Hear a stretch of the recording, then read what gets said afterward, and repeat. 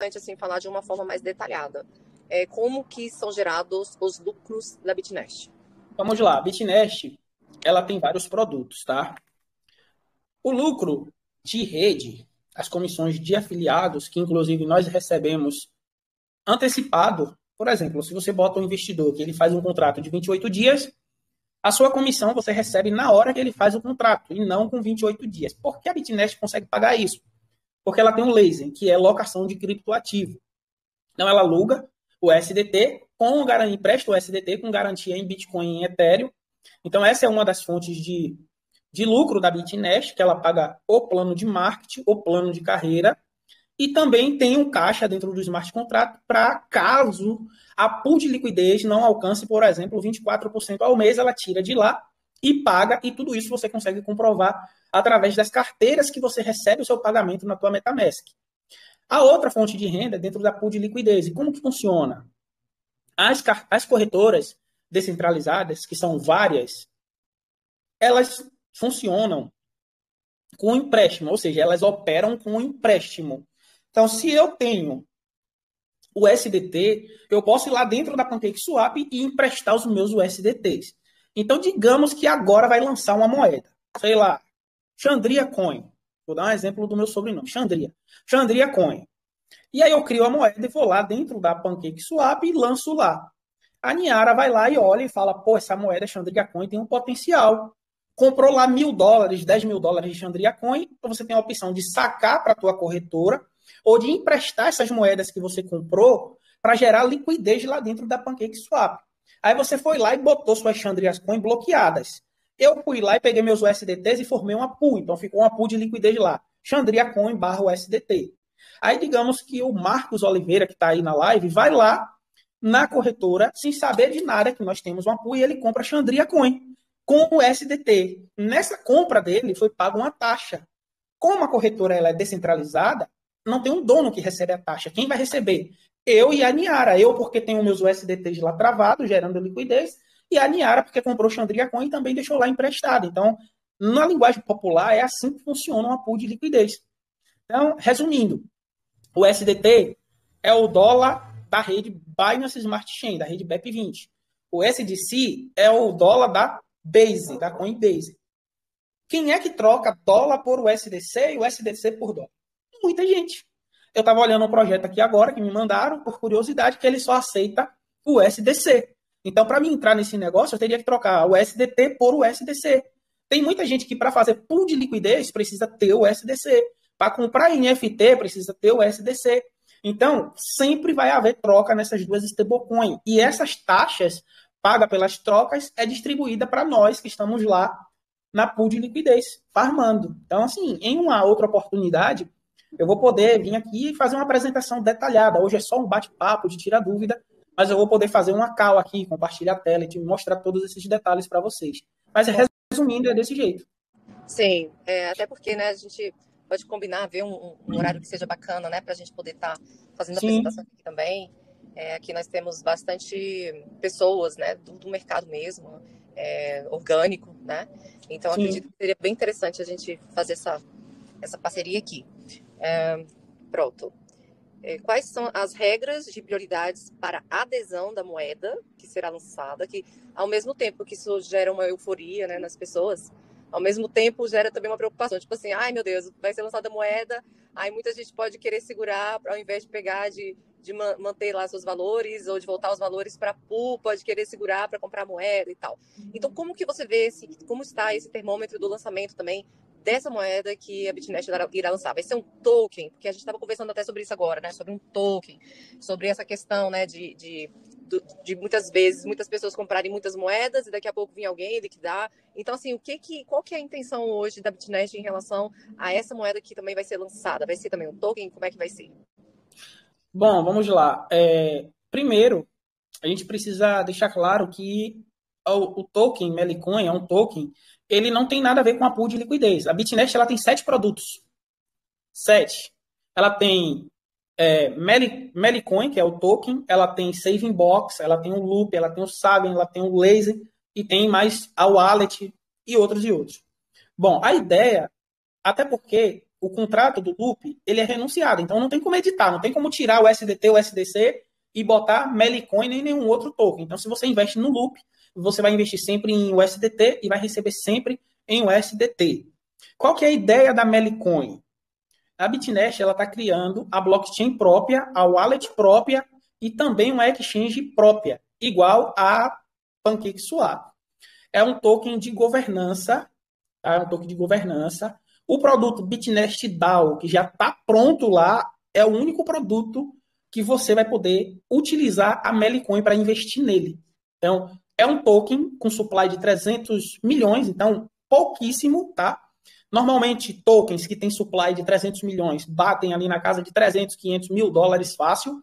Não sei se vocês aqui lembram, mas teve um projeto chamado PLCU. Eu conheci em Dubai. A pessoa que me convidou, um guri de 16 anos, me convidou quando a moeda era 16 dólares. E eu não comprei a ideia. Era um projeto que eu não acreditava, era um sistema binário, mas se vocês pesquisarem na internet, o PLCU bateu 526 mil reais.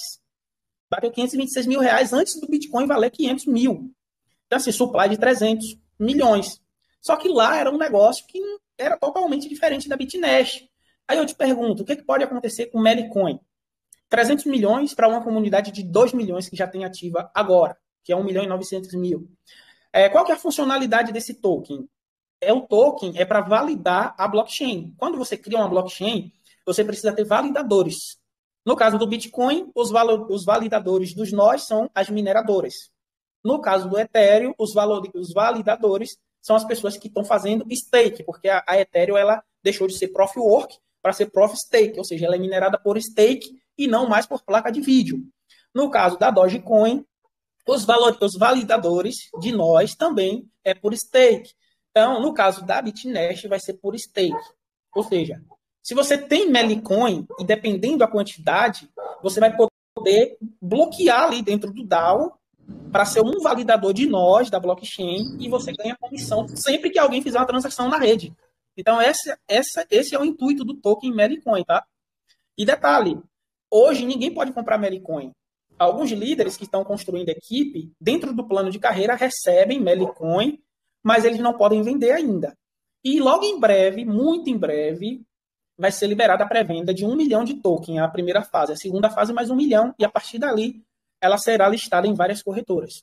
Eu não confio em nenhum negócio que fala, nosso token vai ser listado na Binance, nosso token vai ser listado na Bybit, porque nós sabemos que o processo de listagem, ele depende de muitos fatores, às vezes não é nem só de pagar para listar. Então, nós não sabemos em qual corretora vai ser listada. O que eu posso dizer é que agora no evento do Token 2049 que teve em Dubai, a Melicoin foi apresentada para mais de 20 corretoras, entre elas MXC, Bybit, Binance, entre outras, mas não é garantia de que todas essas vão listar. Entendi. Então, assim, a gente sabe que, querendo ou não, hoje a Bitnest, ela tem uma comunidade muito grande, né? Já são aí 1 milhão e 900 mil e poucas pessoas, ou seja, já está muito próximo aí de 2 milhões de membros. Só que assim, né, Anderson, eu estava percebendo que o mercado brasileiro ainda está muito virgem, né?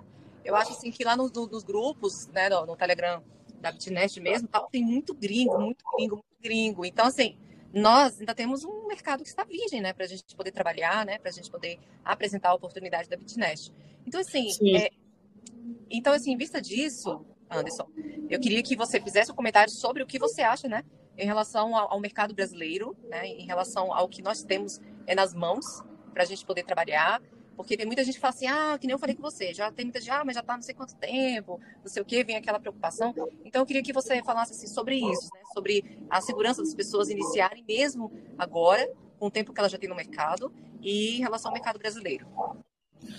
Então, eu costumo dizer que nós temos um negócio validado. Eu acho que a fase mais crítica de qualquer negócio é o primeiro ano. Porque fica aquela expectativa, vai fazer um ano. Foi o que eu senti quando eu conheci a Bitnest.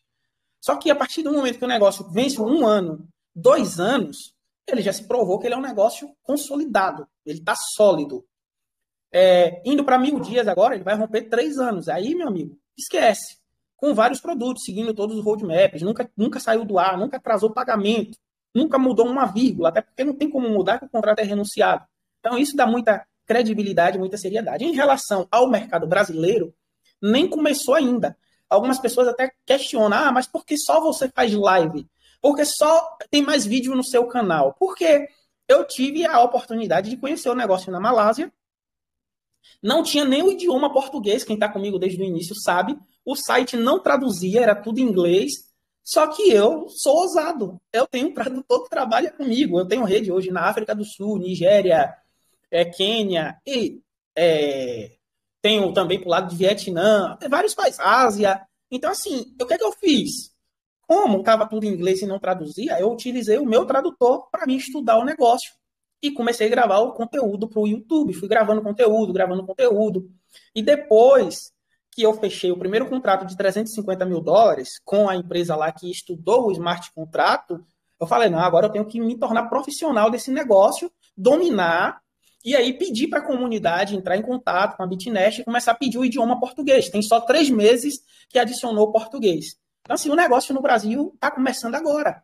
Está começando agora. E como é um negócio que não depende de trader, não depende de valorização de moeda para pagar, não depende de arbitragem, nenhuma dessas historinhas, o negócio, no meu ponto de vista, ele só para se um dia deixar de existir pool de liquidez, ou se, por um acaso, todo mundo, a partir de hoje, falar assim, não vou mais renovar, mas quais são as possibilidades de alguém não querer renovar mais o contrato? Se as pessoas que ainda estão no risco continuam renovando, imagina quem já tirou o capital. Você vai lá naquele grupo do Telegram, tem 150 mil membros, o grupo é aberto, se você tem o Telegram Premium, você consegue traduzir as mensagens, você só vai ver depoimento de pessoas da Turquia que começou com $100 e hoje está milionário, já comprou Mercedes, casa, pessoas de Camboja, pessoas da Malásia, pessoas dos Emirados Árabes, então só depoimentos, só coisas boas, então assim, não vejo como um negócio que está dando certo e que está vindo com grandes lançamentos pela frente parar, porque, como eu já falei, não é um negócio que depende de rentabilidade, é um mercado, a pool de liquidez é um mercado vivo. Enquanto existir o SDT e o SDT e o SDC, vai ter pessoas trocando aquilo ali. E esse mercado de empréstimo também, você vê, tem várias outras corretoras. A própria Binance, ela faz isso. A MXC faz isso. A Bybit faz isso. Aí algumas pessoas podem argumentar, mas a Bitnest, os juros que ela empresta é mais caro. Porém, é o seguinte, você vai lá na Binance, teu dinheiro vai estar em uma corretora centralizada, então por exemplo, a Fidelity ou a BlackRock, ela jamais pegaria 1 bilhão e botaria em uma corretora centralizada de empréstimo. Ela vai botar em uma corretora descentralizada. Segundo, os juros da Binance, entre aspas, ele é mais baixo. Mas existe uma parada lá chamada liquidação. Ou seja, se você toma um empréstimo lá e bota $100.000, você vai pegar 60% do valor. Você vai pegar $60.000 emprestado. Daí, ok, se o Bitcoin continuar subindo a partir do momento que você pegou o empréstimo, você está no lucro. Mas se acontece um risco de mercado, de Covid, na proporção do Covid, ou então agora, de uma guerra, de os Estados Unidos atacar um país, ou vice-versa, e o mercado desce 60%, se você não tiver mais 100 mil para botar lá na tua garantia, você é liquidado e perde o teu 100. No caso do Bitnest, não. Você faz um empréstimo de 28 dias, se você botou 100 mil lá, não importa. Se o Bitcoin for para cair 30, 40, 50%, você não paga mais nada. Ela já te cobrou os juros fixo, um pouco maior, mas você vai dormir tranquilo, você não precisa adicionar mais fundos. Então tem essa vantagem. Sim. E tem um público que é diferente, né? Tem muita gente que conhece a Bitnest. E o bacana, né, Anderson, que as pessoas elas podem ingressar na Bitnest com $1, né? Pode centavos de dólares, né? Eu tenho gente na minha equipe que tem 20 centavos de dólares. Teve um cara que fez um contrato de 1 centavo de dólar para ver se funcionava. E aí, só que o que acontece? Ele fez um contrato de 1 centavo para um dia. Pô, 1 centavo para um dia. O lucro dele era uma microfração de centavo de dólar. Não dá nem para você perceber na carteira. E aí ele recebeu o contrato e falou, cara, recebi o dólar, mas não recebi o lucro. Porque a fração era tão pequena que não aparecia na MetaMask. Aí vai a gente abrir a blockchain, quando você abre a blockchain, está lá $1 mais 0,0001 centavo. Então, você não tem valor mínimo, velho. Vai lá, testa a ferramenta, bota lá 1 centavo, $1, $10, o valor que você quiser. Então é um negócio. E detalhe, não tem taxa de depósito. Por que não tem taxa de depósito? Porque não tem intermediário. Todo negócio que te cobra 5% de taxa de depósito, 3% de taxa de depósito, é porque tem um intermediário no caminho. Você está pagando para alguém que está intermediando. No caso da Bitnest, você deposita direto na PancakeSwap. E você, se você tem um pouco de conhecimento, você consegue ver o seu depósito lá dentro da pool.